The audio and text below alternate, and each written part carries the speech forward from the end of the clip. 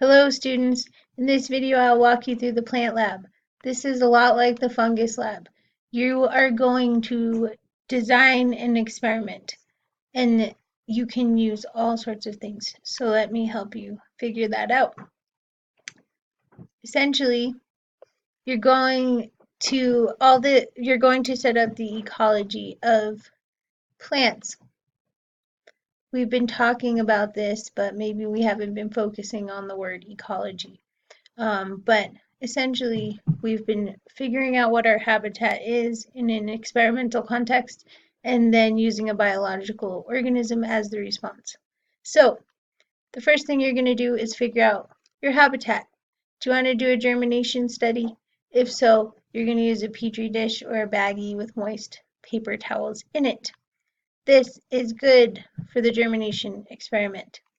You could also have a growing experiment in which you could germinate plants and then continue to grow them if, say, you germinated basil plants and you wanted to keep those around. Or you could use a test tube, exactly how we used it in the photosynthesis lab. In this context, you could use your Eladia if it's still sitting in your windowsill. Mine is.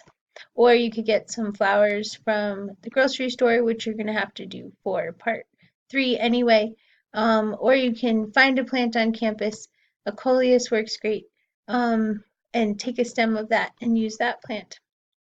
Then you're going to look at the biological material. This is the dependent variable. Whatever plant material you obtain, just choose one. You can get seeds, beans, peas for germination or growth study. You can buy those in the grocery store or you can use a seed packet. You can use any cut flowers or leaf stems or you can use the Eladia or get more Eladia from me to carry out this experiment. So here's a picture. Here's some pictures of what your experiment might look like. You might have some pots with soil in it. You might use yogurt containers or soda bottles, whatever. Plant the seeds in there. You can germinate seeds as long as you have a moist and warm environment. So you could just use a wet paper towel.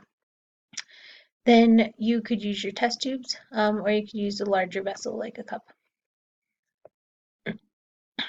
Now, all we've been talking about throughout this semester is the environmental parameters and how that influences fitness in biological organisms, how they evolve in the face of environmental pressures.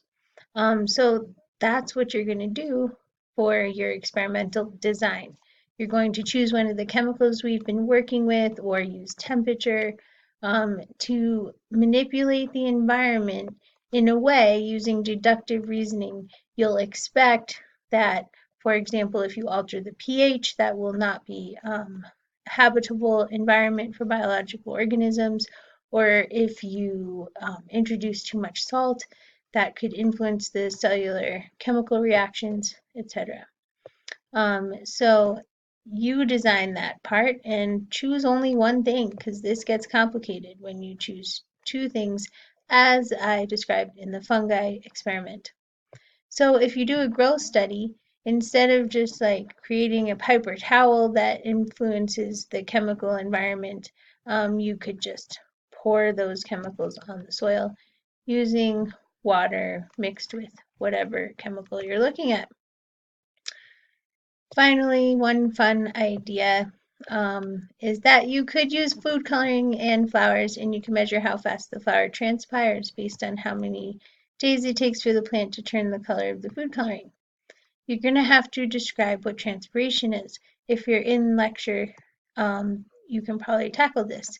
And this is just a fun experiment, and transpiration is really a great exploration on how plants transport through vascular systems.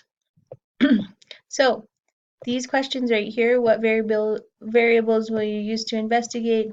Why? What do you already know? Write your hypothesis here. We are discussing these in discussion.